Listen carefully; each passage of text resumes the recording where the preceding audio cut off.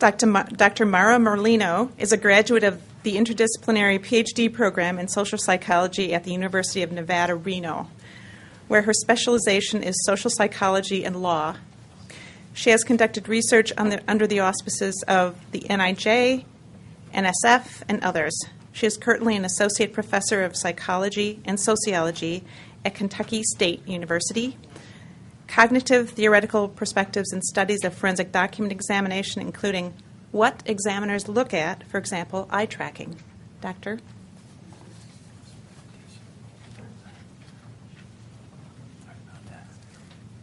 And while John Paul is getting that presentation up for us, oh, he's quick. Yeah. Wow.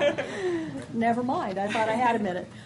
First, thank you, everybody, and good morning, and thank you for the invitation to be here to speak with you today about our study. I'd like to take just a minute to acknowledge my co-investigators who are not here with us today. You see them listed there. Without this wonderful interdisciplinary team, it's very difficult to do a study such as this one.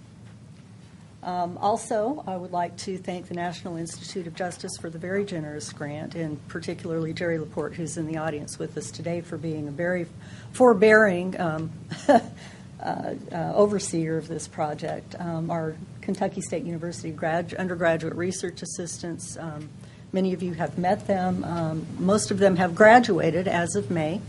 So we'll miss them very much. And particularly thank you to our colleagues who are in the field who helped us pilot this project to get it to the position that it's in. And thank you especially to those of you who've taken your time to participate and provide us with the data that we're going to talk about to an extent today. So let's begin with talking about a little bit about what FDEs do. You all know this a lot better than I do, being members of the field yourselves. It's fairly straightforward to talk about what FDEs do. Other people have spoken about this before, but generally speaking, FDEs evaluate signatures for their suitability for comparison. They evaluate them for the type of writing, for internal consistency, and they evaluate the range of variation. Signatures are evaluated for the presence and absence of features for comparison, and then examiners conduct side-by-side comparisons of comparable portions of the question in known writings. During this process, they determine whether there are dissimilarities, similarities, absent characters, and as I say, you all know this better than I do. So really, it's very easy for us to talk about, and we know a lot about what you do. But the question is, how do you do it? And what we are beginning to recognize in our study is that you are doing this very well with some very limited information. And so we're going to talk a little bit about how you do what you do. Beginning with some of the very, very basic micro factors that we can attend to. Now, the other speakers who've come before me in this session, whose talks are very interesting, I thank you, and I love the way that all these conversations that we're having are fitting together.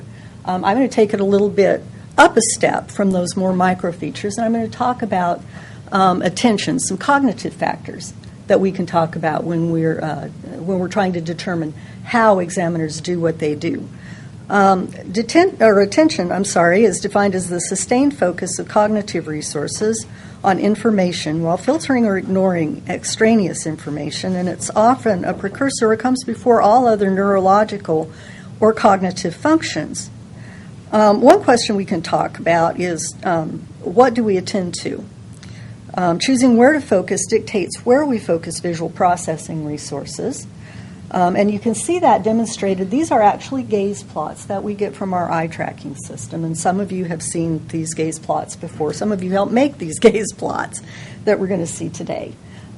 So we can take note of where you are sending your eyes according to what catches your attention. Interestingly, on this particular set of gaze plots, which, as I said, many of you have seen before, we sort of perhaps see some of those spots, which are fixations, falling above or outside of what we would typically think that somebody should be focusing on. And that's because our fovea can be resting in one place, and within 24 degrees of where the fovea actually is pointed, we can still perceive. And so this individual is using, this is what we know as peripheral vision. And so that's why we get those spots that are not quite on the mark. So why do we attend to these things?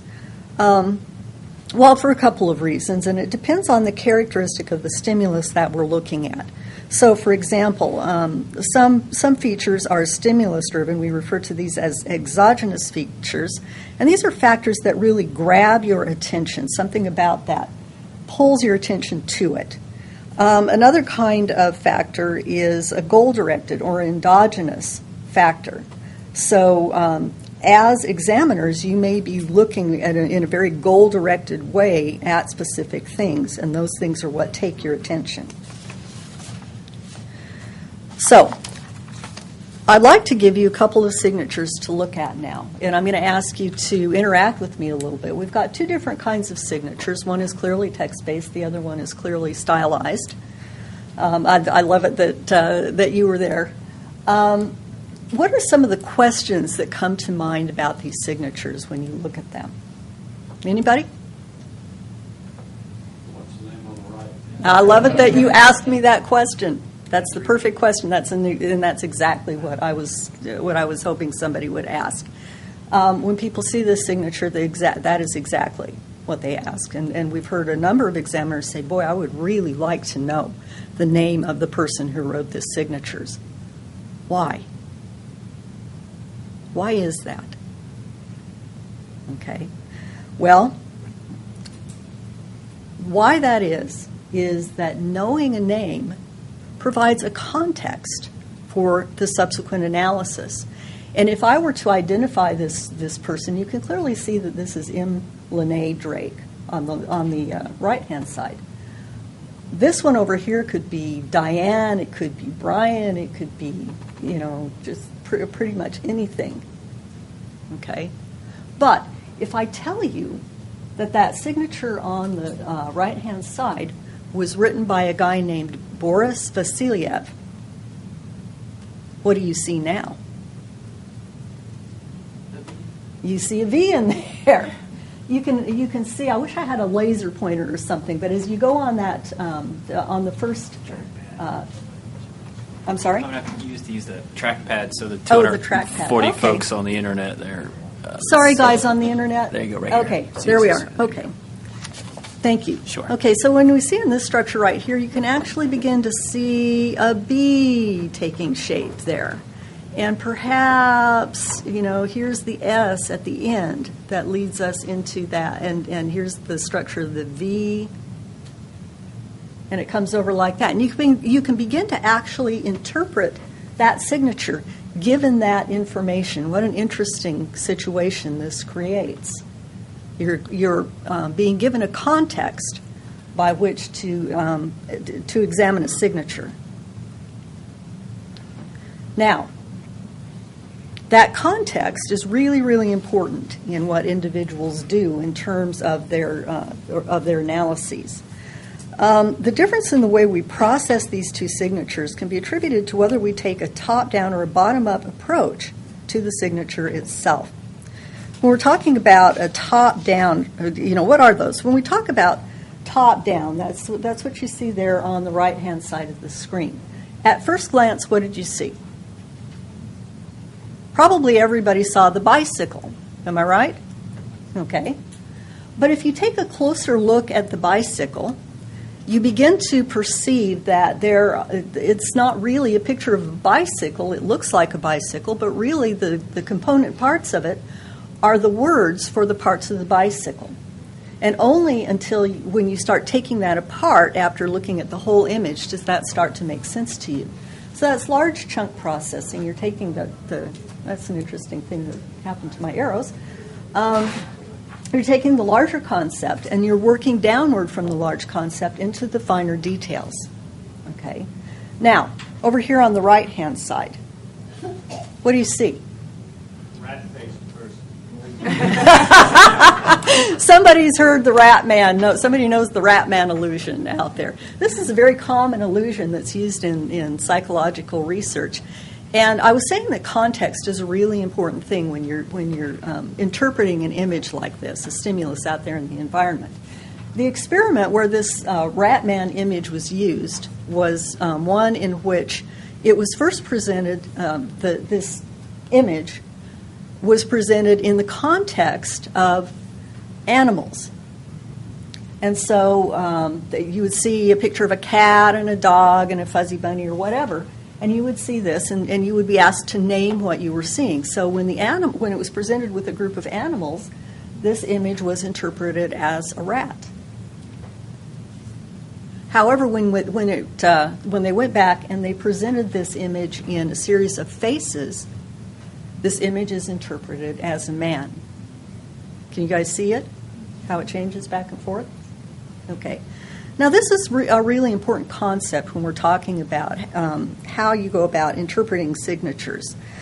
So let's look at how bottom-up and top-down processing relate to identifying the process by which a signature is interpreted. Okay. I would like at this time, we're going to do a little exercise. I'm going to give you kind of a taste of the procedures that we have used in the study that we're currently working on. And we're still in data collection, so I'm not going to give you a lot of information. But this is a procedure that we do. It's the third procedure in our protocols. And we call this the tachistoscope extended view procedure. Okay, so I'm going to explain to you how the procedure works, and then I'm going to do a couple of tachistoscope signatures with you. What's a tachistoscope first? Okay, we call it a T-scope for short, for obvious reasons, because I can't even get it out. The T-scope is a piece of equipment that's been used in psychological research for a long time. Typically, it's used to present an array of stimuli for a very brief duration, so microseconds or even milliseconds, so quickly. It's been used in subliminal research. So the stimuli are flashed up so quickly that people really don't even know that they've seen a stimuli, okay, or a stimulus. For our part, we were very generous in terms of the time that we set for you to view the signatures. We gave you a whole second to look at them as opposed to a microsecond or a millisecond. And then we asked the examiners who were working with us on the basis of that quick 1 second view to make a call. Was it genuine or simulated? Okay.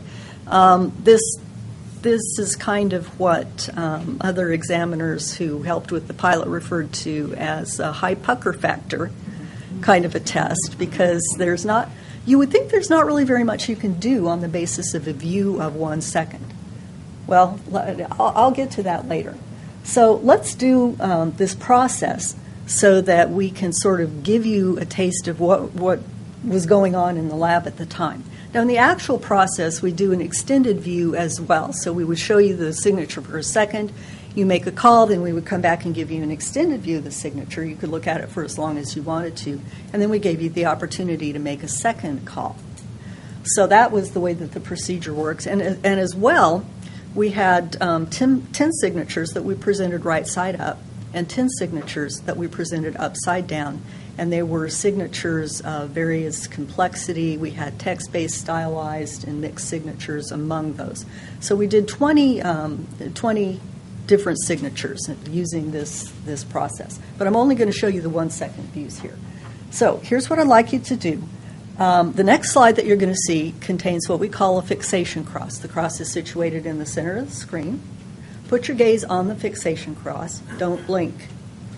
3 seconds after the fixation cross comes up, it will stay displayed for 3 seconds, and then the slide will automatically change. Look at the signature and see what you think. Is it genuine or simulated? Ready?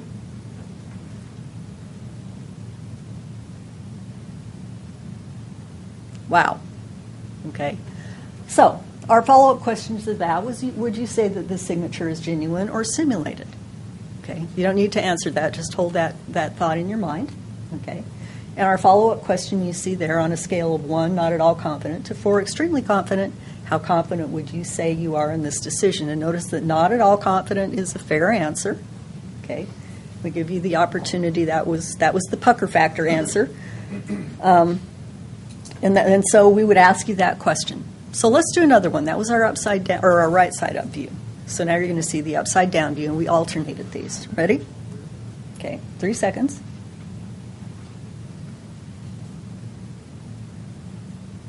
Okay, same question. Would you say that it's genuine or simulated, and what would be your level of confidence in that decision?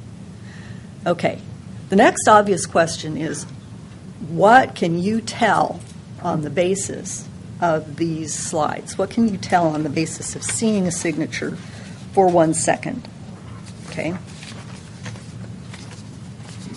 Flip my notes here. Okay. Now, as you were examining those signatures, could you all make out any part of the name? Yeah, somewhat in that brief 1 second view. And so I gave you both text-based signatures, so the right side up and upside down were text-based. On signature 2, okay, could you make out any part of a name? Yes. You could. Wow. You guys are good. Well, and you've demonstrated that, actually, with these data. Okay.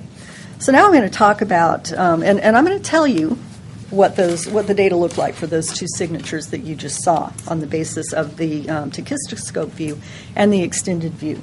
But first I'd like to kind of go through with you how we make sense out of the eye tracking data. Now, when you sit down in front of our Tobii eye tracker, it just looks like a big computer. And it's a computer screen, and we sit you 57 centimeters away from the screen. We ask you not to move or rock back and forth or do anything to change your distance from the screen as much as possible. And then we put you through a series of these tests. And on the basis of these tests, the Tobii eye tracker actually will bounce infrared lights off people's retinas, and then it records the reflection of the infrared light. So as your retina moves or your fovea moves around the screen, that is what the eye tracker is actually recording. Okay. Now, I'm going to take you through some slides that show you what we get, the unfiltered or raw data. So this is what your eyes are actually doing when you're looking at those signatures. I'm going to show you the difference between the unfiltered and the filtered data. So we have to clean up that data a little bit in the process of doing this. I'm going to show you a different way of looking at the data, a heat map. And then I'm going to show you how we select out certain areas of interest to really focus on in terms of the examination. And I'm going to show you right now why it's important that we narrow and focus. And I'm going to be watching Brent because the statisticians in the room are going to be really impressed by this. Tell me what you think, Brent. Ready? Okay. These are actual gaze plots of unfiltered data, raw data, for each of 3 participants. Okay. Now you can actually see quite a lot on the basis of what we've got here. But the one that I found really sort of overwhelming was that one over there on the left-hand side. That is 1,200 fixations. That, if you're a and Brent just went, that's a lot of data for one little signature. That is a ton of data, okay? But you can actually see the differences in how people go about doing this visual task, okay? Down here on the end, you can see the examiner in green over there on the right-hand side. I'm sorry, I'm pointing. I keep forgetting that I should be using this thing. Okay, over here on the right-hand side, examiner in the green. You can see that the fixations are fairly evenly spread across that signature. And where'd my thing go? Uh-oh. Oh, sorry. There we go. You can see that the fixations are fairly easily spread, kind of smother that signature, don't they? Okay. Examiner 2, about half as many fixations, and they're sort of stacked up in some very specific places. Examiner number 3, almost as many as examiner number 1, but again, they're stacked up in some very, very specific places. And so these are 3 different people going about this task in very different ways. Okay, here's signature number 2. And again, that examiner who's in green up there is giving us some kind of daunting and scary stuff in terms of statistics. 7,361 fixations for that examiner as that examiner was looking at those data. And not so many for the other two, but the examiners spent a lot more time on the upside down signature than they did on the right side up signature, comparatively speaking. Okay. Now, clearly, some of these fixation points or these dots that are numbered, we can actually tell not only what you looked at, but the order in which you looked at it on the basis of these plots. So that's why they're all numbered that way. Clearly, some of that information is irrelevant because if you look up here in the, let me see if I can find my cursor again. There it is. Okay. If you look up here in the corners, you can see that the examiners were kind of hitting the fact that this is a question signature, and they were paying attention to that.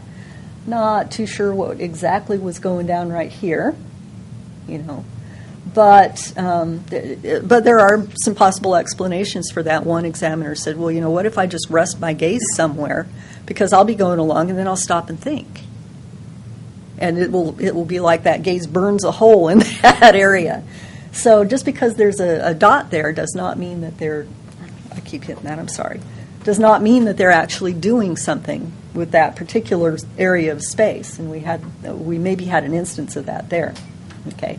So we screen this stuff out by using fixation or some thresholds for our fixations. Okay, we go by a velocity threshold, which simply means that where the center of one of those dots is that's displayed on the screen, anything up to 50 pixels away is counted as part of that dot. Anything over 50 pixels away, a new dot is created. And so that's how we get all those dots. Okay. We also use a duration threshold, which is anything less than 100 microseconds, very short period of time. But anything less than that 100 microseconds is not considered a fixation. Anything over that is considered a fixation. And so using these filters, that's a little better, isn't it? You can actually begin to make some sense out of all of those different dots. Okay. So again, these are the same three examiners, by the way. It's just different colors of the dots. You can see over there in examiner 1, you can still see that person is really moving gaze around quite a bit. Number 2, not so much, really focusing on some very specific areas of that signature.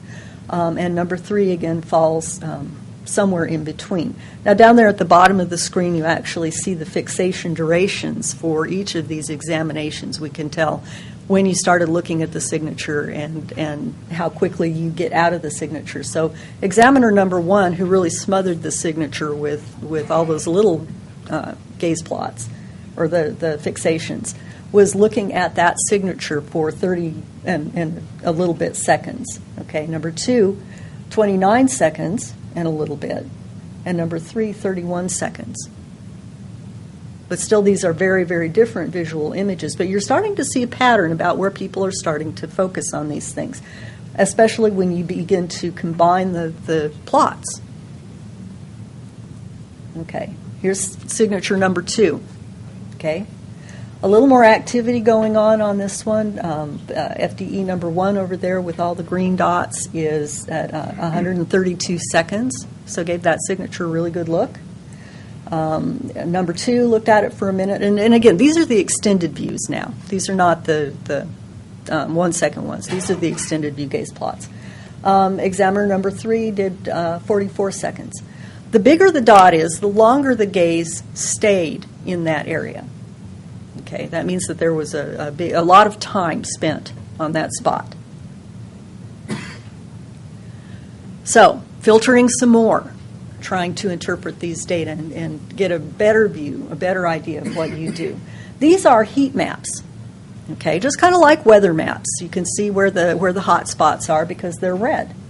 On the right-hand side, the far right-hand side, you actually see the unfiltered data, and you can see the effect of the noise that we had going on with all of those unfiltered fixations.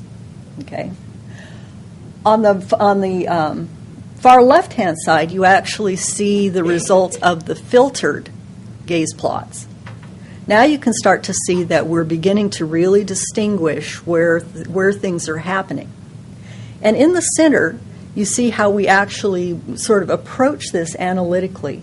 The colored blocks on the center that are overlaid over the signatures are what we refer to as areas of interest. And then based on the information that we get from the gaze plots and the heat maps and the other empirical data that are recorded on the Toby system, we can really get down and specify, I want to analyze the data for this little space right here.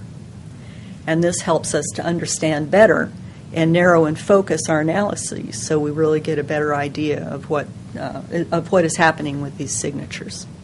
So you can see on these signatures that there was a little bit going on, a lot of stuff over there on the far, there it is, okay. A lot of stuff going on over here in the last name. There's quite a little bit of complexity. If you can look at that on your slides. Quite a bit of stuff going on here. We have some turns. We have some different structures. Different structures here. I keep doing that. Okay, but we can actually tease those out and look at them separately. We can look at only the data for the Y. We can look at only the data for the S that's in there. We can look at little subcomponents. Okay. So, overall accuracy on these things. I've given you data. I ran some brief analyses that had to do with, and now the first thing I want to say is that this should never, ever, ever be taken as proficiency data. This is not what you do. There is never going to be a time when you're given a signature to look at for a second and be asked to make a call. You know, that's never going to happen. So these are not proficiency data. I want to make that very, very clear. Okay, but we've given you data that demonstrate the accuracy of the examiners in the over here on. Let's see if I can not manage to. Where is it? There it is. Okay, over here on this side are the tachistoscope numbers. Okay, the green bars represent the upside down signatures. The orange bars represent the right or the. The orange bars represent the upside down. Okay. Wow. That is not really very bad. Of over 1,160 calls, or 1,600 calls, I should say, 1,647 calls across all examiners, the accuracy rate combined for the tachistoscopes and the extended views was 70%. 70%. Wow. Okay. Now, we wanted to look at that and determine whether or not that there was any, there's always the chance that, you know, it's a 50-50 toss-up if somebody's just guessing, I really don't know about this. And so we actually looked at that. We ran a kappa statistic on those numbers. And kappa is a measure of inter-rater agreement. So we actually do have the information about whether these are genuine or simulated signatures. We do have that information. So we simply took what the examiner said and compared it to what the true answer was. And kappa is a calculation that takes away the agreement by chance. And still, even so, taking away that chance agreement, there is still moderate agreement. That's not bad. That is not bad at all for folks who got a very, very brief opportunity to look at a single signature. Okay, and down below you can actually see the data that we have by trials. Okay, the orange actually represents the incorrect calls. The green represents the correct calls. And every other signature, okay, 1-1 represents, where is it? There it is. Okay.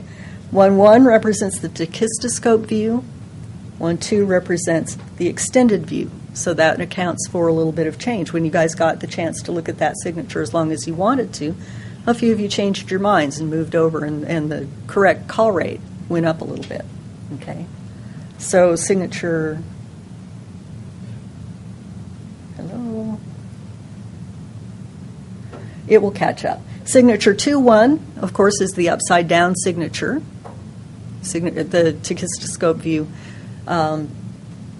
The bars under 2-2 are the extended views for the upside-down signatures, and so they alternated upside down, right side up. Okay. Here's some additional view. We broke this out according to tachistoscope. An extended view, and we ran those kappa statistics again for each of those different conditions. And as you can see, there's a little bit of a difference. When we look at only the tachistoscope views, our kappa statistic shows fair agreement, still not too bad, quite a few accurate, the accuracy of almost 68% for just viewing that signature for a second goes up quite a bit when you have the opportunity to view that signature for an extended period of time. And this also is without having an opportunity to compare it to any other signatures. So you guys are pretty good at this stuff. Okay. What do the implications have? How much time do I have? Am I done? 1 minute. Okay. Fast forwarding. This stuff is important for understanding how we do what we do, and for the implications for training are, I think, fairly obvious once we understand how things are done. And what the nature of the task actually is. We can become better trainers and educators of the people who come after us.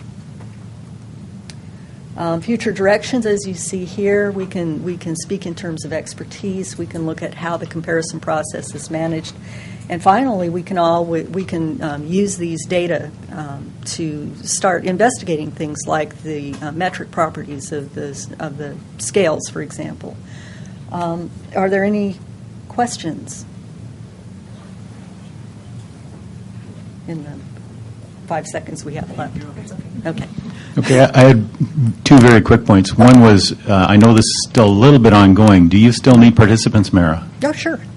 Okay, so people should just contact you? We'll have participants until, as long as we have money. When the grant money runs out, then we're out of luck. But the question I have on the technical side relates to the gaze plots and the difference between subject 1 and subject 2, where we had a lot of fixations, and then the other one that appeared to have less. Is there any way of figuring out if the person in the middle, the one that seemed to have fewer, was perhaps processing in the periphery more so than the one on the right? In the end result being they're going to process the same information, same data, but they're not going to fixate in the same way. We can do that by filtering. As the original gaze plots that you saw in that very, very first slide, where I was showing that there is that peripheral stuff going on. By filtering those data, those things are going to pop out at us. So, but it's really difficult unless, which we actually do in the project. We do ask examiners in the subsequent stages of the project to interpret for us what they were actually doing with that information. We can only infer at this point, but only the examiners can give us the information about what they're doing. So we actually are doing that. Thank you for those questions. Maura, in one of the subjects, there were a couple of gaze plots that were very far off the signature. Do you know why, the reason for that, or were they just resting their eyes? Again, I couldn't tell you that without asking the examiner exactly what was going on at that particular time. Could be that the examiner was resting their eyes just right there. It could be the case that an examiner may be kind of taking in the whole spatial configuration of the signatures. I've kind of noticed that as a pattern that emerges out of the data, not these particular ones, but of other gaze plots that I've looked at. So, there's so much data here, so much data. Sort of as a follow-up to that question, when there were these extraneous markings or gazes elsewhere, did they tend to be one or two examiners, or was it just mixed? I mean, were there one or two people or certain people who tended to do that more so?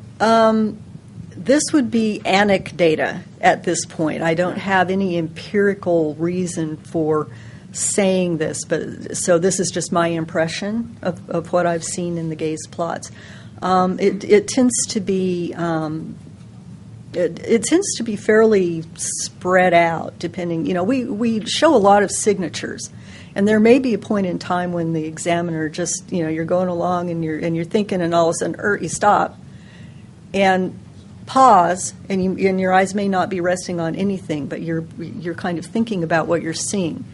And that's one of the reasons why we wait until afterwards to ask you what you're doing with those data, because by sitting and explaining, it really sort of changes the way that you're doing things in real time. And we wanted to have you have the opportunity to do what you would do, and then to come back and talk to us about it after the fact. But I think that it just sort of tends not to be specific to individuals.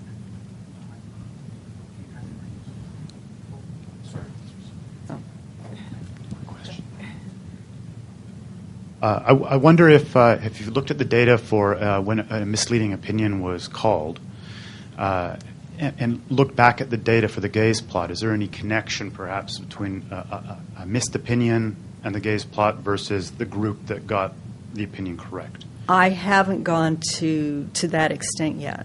And again, these are all preliminary data. We're still gathering data, so the numbers that we have here can only be considered preliminary.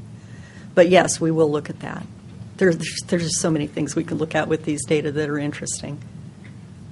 Really interesting experiments. From the experimental design perspective, Yes. You said these FDEs are being shown multiple signatures. Yes, we have a number of different protocols that we do. The first protocol, we show them single signatures, and there are 30 single signatures that they look at and make calls on. Then we do a series of question known comparisons, and the examiners are asked to do 66 of those comparisons. This is the third of the protocols where we're doing this Chekistoscope extended view protocol. We break for the day because by that time we really have worn you guys out. It's a lot of work. We break, get down your information, your gaze plots from the data, and then we show you your own gaze plots the next day, and we ask you to describe to us for a subset of those 66 signatures, what did you do and how did you do it, so we get that information from you. So from a statistical point of view, and this is also for the statisticians in the room, you always get the question is, how do you account for independence or dependence between subsequent observations or subsequent opinions? Given the fact that these things are being shown quickly, is there a sense of whether there is correlations between subsequent opinions that the FDEs provide? I will say that in the question known comparisons, we do counterbalance. So if there is some sort of a correlational effect, it will be distributed across the various. We do 11 trials of that part 2, and so any fatigue, any sort of variability that's unexplained like that, hopefully will be distributed across the conditions. Okay, thank you. Okay. Thank you.